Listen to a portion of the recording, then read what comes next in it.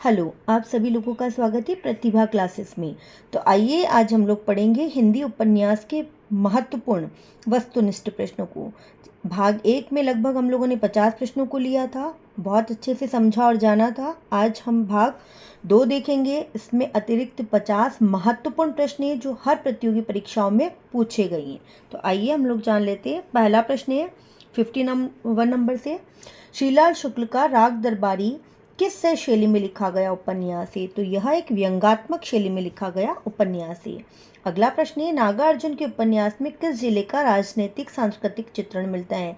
तो हम जानते हैं नागार्जुन बिहार के रहने वाले थे, तो इनके जो उपन्यास में दरभंगा पूर्णिया का चित्रण दिखाई देता है। अगला है, यशपाल का ऐतिहासिक उपन्यास निम्न में से कौन सा है? तो दिव्या उपन्यास इनका ऐतिहासिक माना जाता है।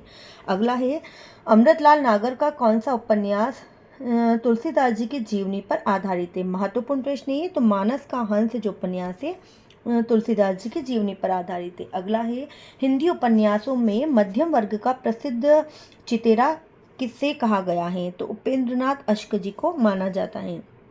अगला है, राष्ट्र विभाजन के फलस्वरूप सिंधु घाटी की भूमि में आए बदलाव को किस उपन्यास में चित्रित किया गया है? तो मुर्दों का टीला उपन्यास में इसका चित्रण दिखाई देता है। अगला है, शहर में घूमता आईना उपन्यास किस लेखक का है? तो उपेंद्रनाथ अश्क जी का ये उपन्यास माना जाता है। अगला है, धर्मवीर भारती का उपन्यास सूरज का सातवां घोड़ा किस श्रेणी में रखा गया है? तो यह एक प्रयोगशील श्रेणी में रखा गया उपन्यास है। अगला है, आगे के किस उपन्यास की प्रशंसा प्रकाशमान पुच्छल तारे कहकर की गई है? तो उनका शेखर एक जीवनी जो इनका प्रसिद्ध उपन्यास भी, जिस पर कि इन्हें साहित्य अकादमी पुरस्कार भी प्राप्त हुआ था। अगला है, किस उपन्यास में यात्रीशाला में ठहरे हुए यात्रियों की एक रात की जिंदगी का वर्णन किया गया है? तो सोया हुआ जल में एक रात की जिंदगी का वर्णन है। अगला है, लालटेन की छत उपन्यास किसका है? तो हम जानते हैं निर्मल वर्मा जी का उपन्यास है। अगला है, अमृतलाल नागर के किस उपन्यास में लखनऊ के चौक के रूप में हिंदुस्तानी समाज की विभिन्न छवियां मौजूद की गई हैं? तो बूंद और समुद्र उपन्यास में लखनऊ का जो है वहाँ की स्थिति का वर्णन किया गया है। अगला है, किस उपन्यास को राजेंद्र यादव और मनु भंडारी जी ने मिलकर पूरा किया है? तो 1 इंच उपन्यास को मिलकर पूरा किया है। अगला है, गली आगे मुड़ती है उपन्यास के लेखक कौन है? तो शिव प्रसाद सिंह इसके लेखक माने जाते हैं। अगला प्रश्न है, निम्न में से कौन सा उपन्यास वर्ग संघर्ष की भावना पर आधारित नहीं है? तो गुनाहों का देवता इस प्रकार का उपन्यास नहीं माना जाता। अगला है, किस उपन्यास में मिथिला की विशिष्ट भंगिमा के दर्शन हमें दिखाई देते हैं? तो बाबा बटेश्वर नाथ, ये भी नागार्जुन जी का है और इसमें भी आंचलिक उपन्यास माना जाता है। अगला है, नट जनजाति का चित्रण करने वाला उपन्यास कौन सा है? तो कब तक पुकारो उपन्यास नट जनजाति के जीवन पर आधारित है। अगला है, आपका बंटी उपन्यास की लेखिका कौन है? तो मनु भंडारी जी हैं। अगला है, रामचंद्र शुक्ल जी ने अंग्रेजी ढंग का पहला मौलिक उपन्यास किसे माना? तो हिंदी साहित्य का पहला उपन्यास भी परीक्षा गुरु को माना जाता है। अगला है, बलशनामा उपन्यास में किस क्षेत्र का चित्रण किया गया है?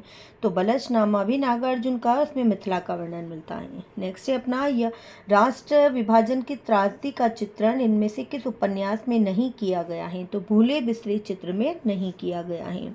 अगला है, सभी नचावत राम गुसाई उपन्यास के लेखक कौन है? तो भगवती चरण वर्मा जी का ये प्रसिद्ध उपन्यास माना जाता है। अगला है, मछुआरों के जीवन पर आधारित उपन्यास कौन सा है? तो हम जानते हैं सागर लहरें और मनुष्य उपन्यास इस प्रकार का माना जाता है। अगला है, ने राजेंद्र कुमार जी का उपन्यास इसमें से कौन सा है? तो मुक्ति बोध उपन्यास जो है हमारा जैनेन्द्र कुमार जी का है और जैनेन्द्र कुमार जी को इस पर साहित्य अकादमी पुरस्कार भी प्राप्त हुआ था। नेक्स्ट क्वेश्चन है, अर्धनारीश्वर उपन्यास किसने लिखा है? तो विष्णु प्रभाकर जी का माना जाता है। नेक्स्ट है, मुझे चांद चाहिए उपन्यास के लेखक कौन है? तो सुरेंद्र वर्मा जी का ये प्रसिद्ध उपन्यास है। नेक्स्ट है, हिंदी उपन्यास एक अंतर यात्रा किसकी पुस्तक मानी जाती है? तो राम दरश मिश्र जी की मानी जाती है। नेक्स्ट है अपना, जिंदगी नामा और हम शहमत उपन्यास की रचना किसने की है? तो कृष्णा सोबती जी के दोनों ही प्रसिद्ध उपन्यास हैं। नेक्स्ट है अपना, श्याम मनोहर जोशी जी का उपन्यास कौन सा है? तो कुरकुर स्वाहा जो उपन्यास है श्याम मनोहर जोशी जी का प्रसिद्ध उपन्यास है। अगला है, ढाई घर उपन्यास किस लेखक का माना जाता है? तो गिरिराज किशोर जी का उपन्यास माना जाता है। नेक्स्ट है नीला चांद उपन्यास के लेखक कौन है? तो शिव प्रसाद सिंह नीला चांद उपन्यास के लेखक हैं। नेक्स्ट है उषा प्रियबंदा जी का उपन्यास निम्न में से कौन सा है? तो रुकोगी नहीं राधिका इनका उपन्यास माना जाता है। नेक्स्ट है कौन सा उपन्यास शरद चंद्र चट्टोपाध्याय जी का नहीं है? तो अपराजिता उपन्यास नहीं है, बाकी तीनों उपन्यास इन्हीं के हैं।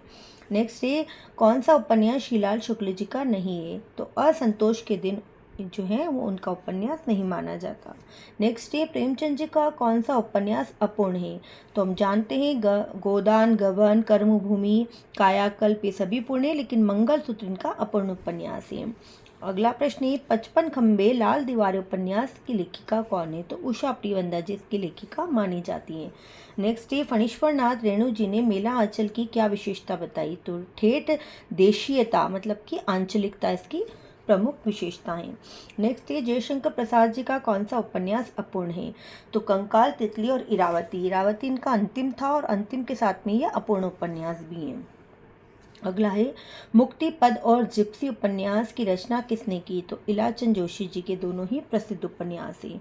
अगला है महाभोज उपन्यास की रचना किसने की है? तो मनु भंडारी जी का माना जाता है।